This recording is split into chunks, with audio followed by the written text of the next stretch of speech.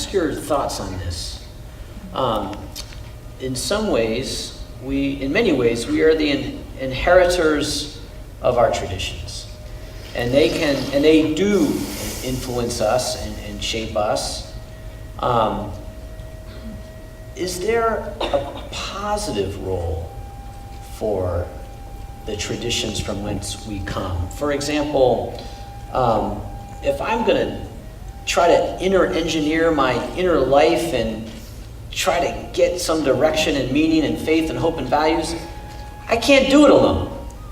And there are rich traditions, Hindu traditions, Judeo-Christian traditions, Muslim traditions that give some context, some meaning, some structure upon which to anchor my life.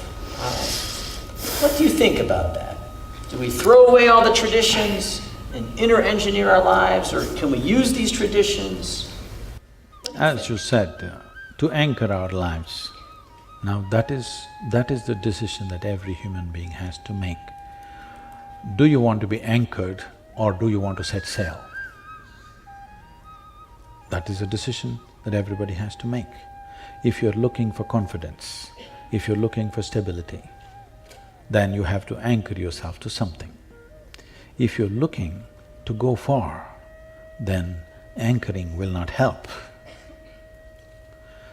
Traditions, all traditions, with all due respect to all of them, particularly traditions that are coming from India and also elsewhere.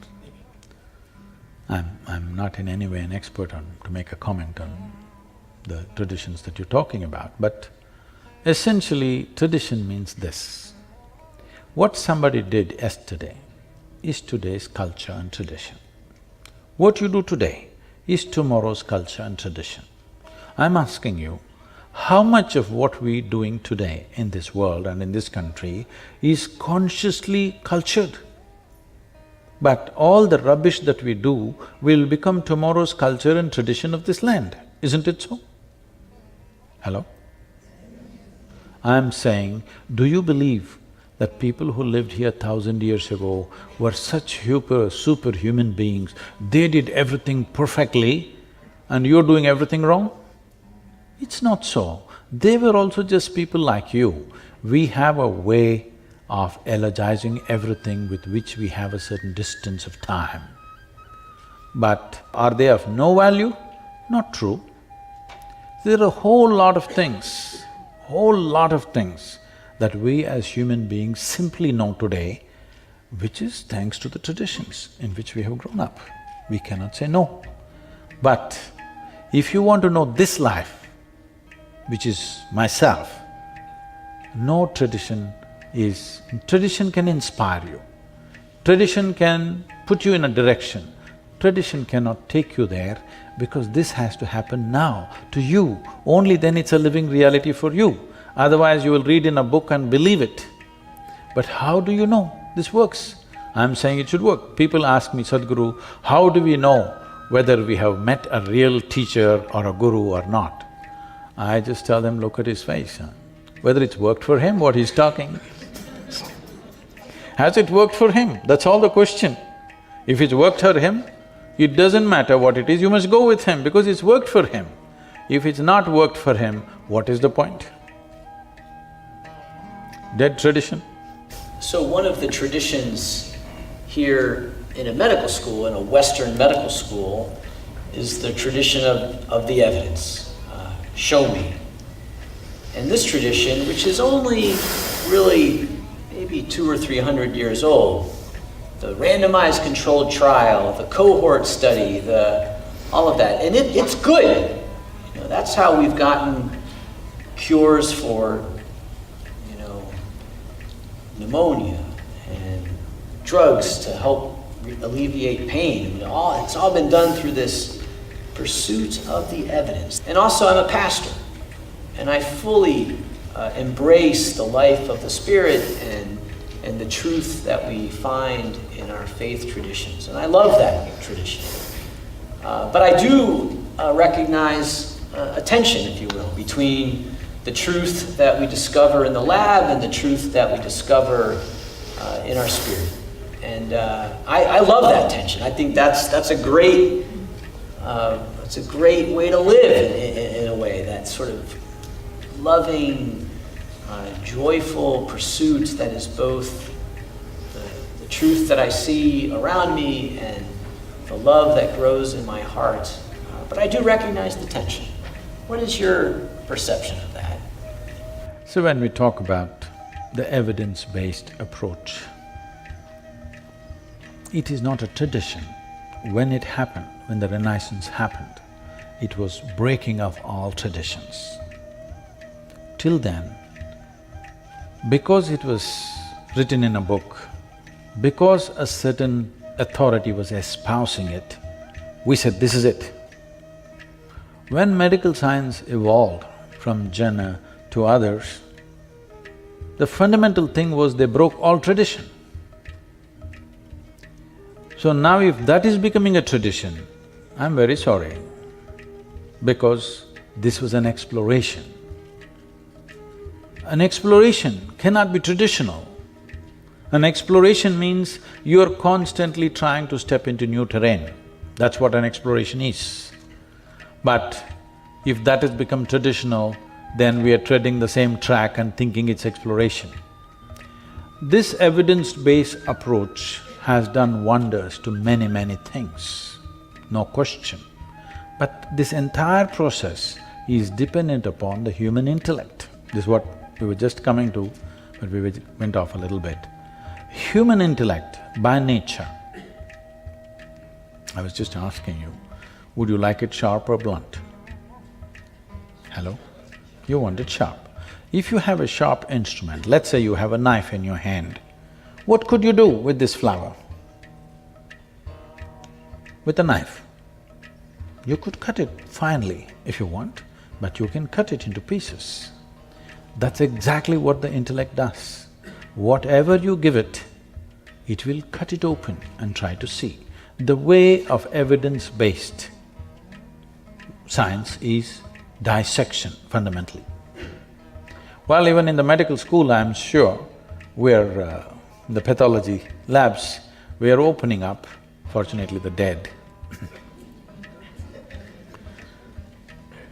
But if you really want to know somebody, someone whom you love very much, if you really want to know them, I think you should dissect them to know them.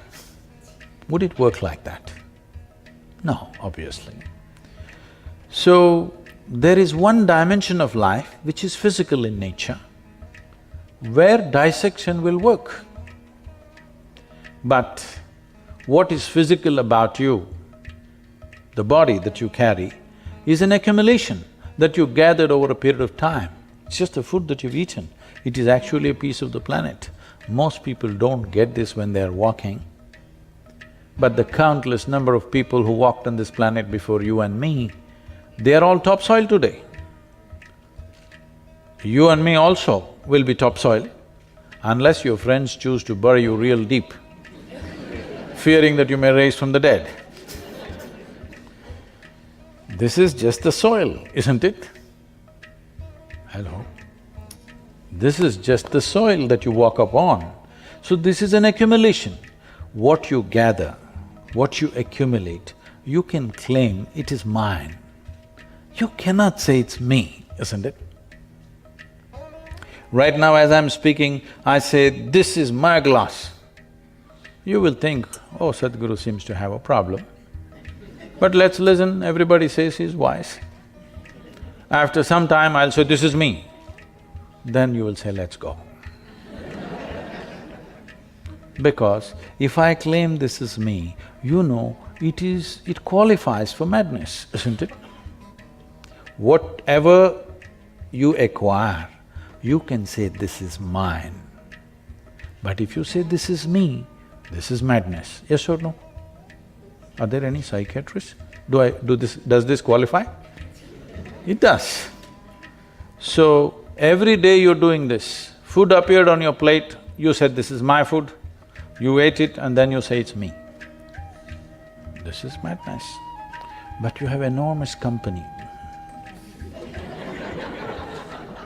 And we believe in democracy. Whatever the majority says must be right. So it is going on. But the moment you believe something that is not you as yourself, you kind of lost it. You derail from life.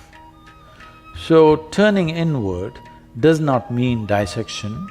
Turning inward does not mean contemplation, because the content of your body and the content of your mind is an accumulated substance, isn't it?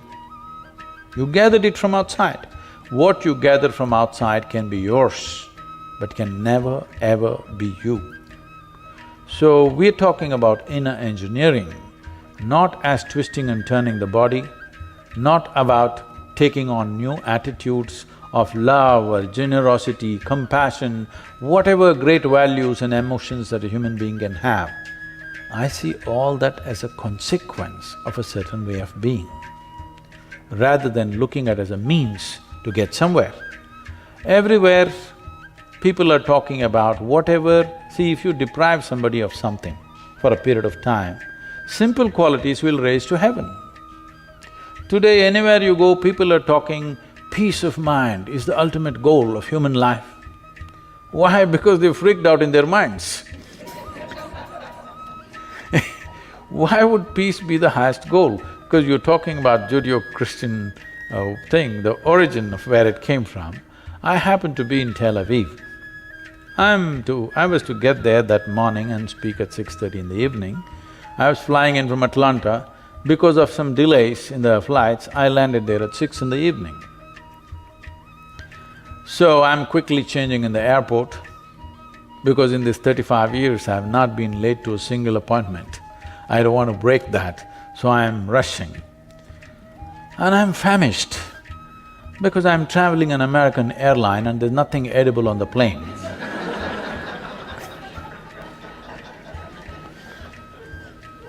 I'm super hungry and I rush to the venue.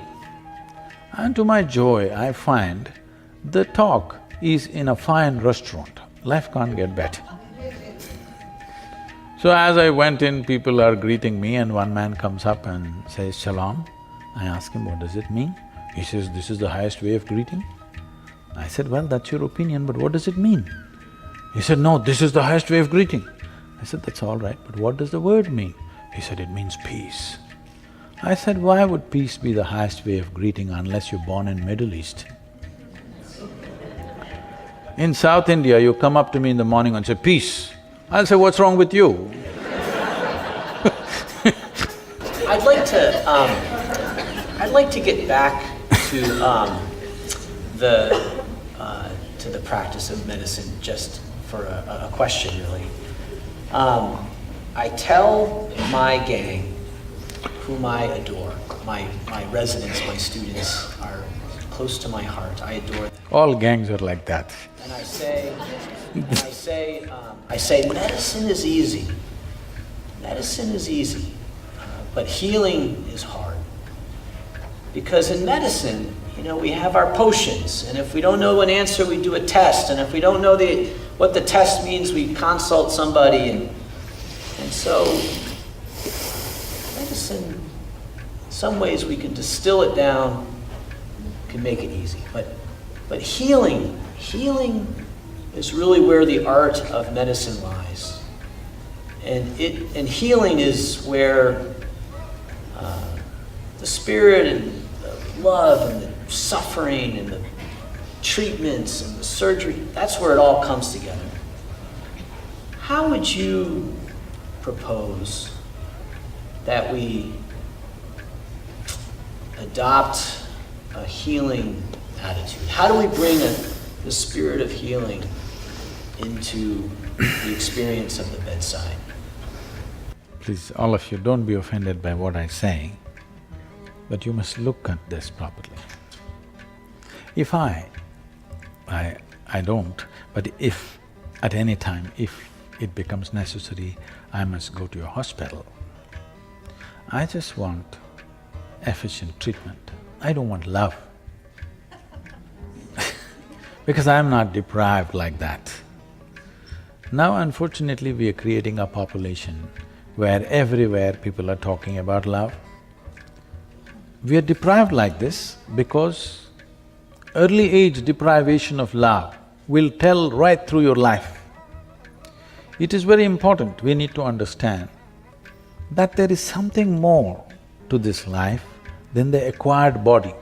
We have a body which we acquired, there's something more. There is a whole tradition in India, unfortunately, it's rapidly vanishing because of variety of changes that are happening in the society. Otherwise, how a mother should deal with the child till the child is 4.5 years of age. In the vernacular languages, it says that she should wrap herself around the child in every possible way. Not because the food that you give the child, the milk that you give the child is not the only nourishment. The child needs to be wrapped with motherhood.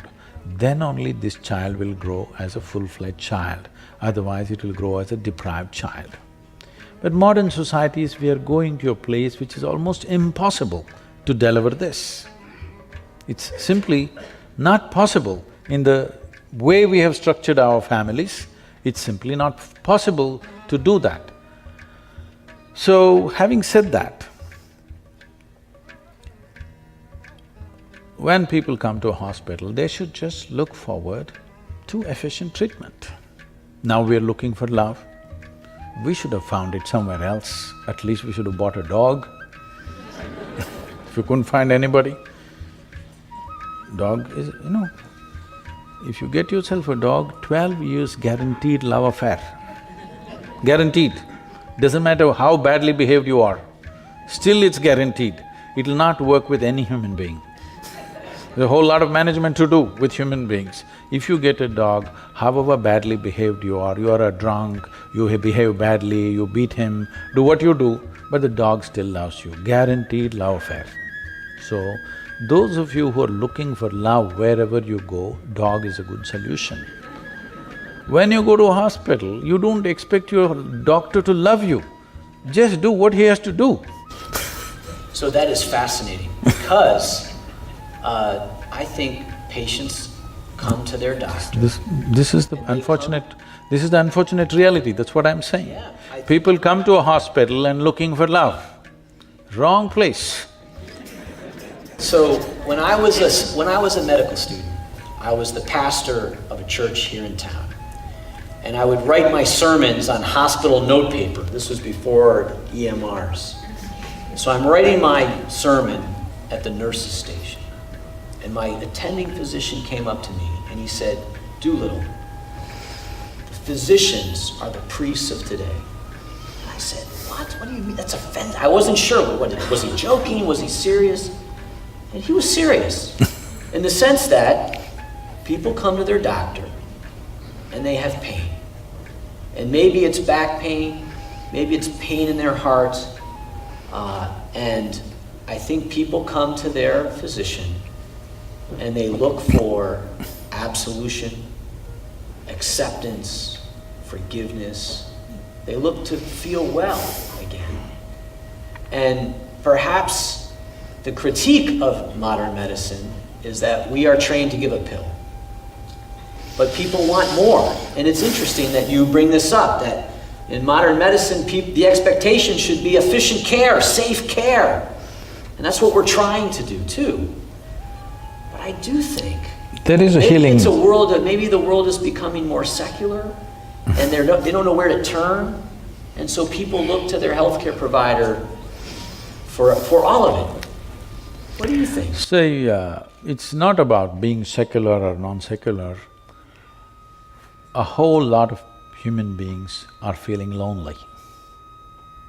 Yes. Right from their childhood, they have suffered loneliness. For a variety of reasons, changes have happened in family structure, changes have happened in the social structure, the communities of the past have broken, so there is a certain loneliness where even if they go to their car mechanic, they want to be loud. You must go to your physician just the way you went to your car mechanic, somebody who knows how to fix the car. That's important. Whether he loves you or not is not your business. But when you talk about healing, there's another dimension. We're preparing people like this, I'm bringing up hundreds of people, where we have identified in the yogic culture, in the yogic science, the fundamental life energy manifests itself in 5 different ways, 5 fundamental ways. These 5, out of these 5, this is called as pranavayu, samanavayu, apana, udana and vyana. In this, there is one dimension called samanavayu, which is very healing. So, before we introduce any kind of medical knowledge to a person, we put them on very serious inner work to generate a certain level of samanavayu, where a physician develops such a level of vitality, if he walks into the room, everything should light up. This is very important. Physicians are walking into the patient's room with a grave face. Grave is one thing that you should not point at when somebody is sick. Grave is one thing that you don't show a patient. A physician should generate such a level of vitality and life and healthfulness about themselves, anything they touch will get better naturally, not because of love, not because of compassion. People, yesterday I was being interviewed by a young lady and she said, Sadhguru, we must… everything should happen out of compassion. I asked her, are you married? She said, yes, my husband is waiting in the reception. I said, suppose when you go there after this interview, you realize that your husband married you on a compassionate basis. Would you like it? She said, no. Then why do you want it for me? I don't need it too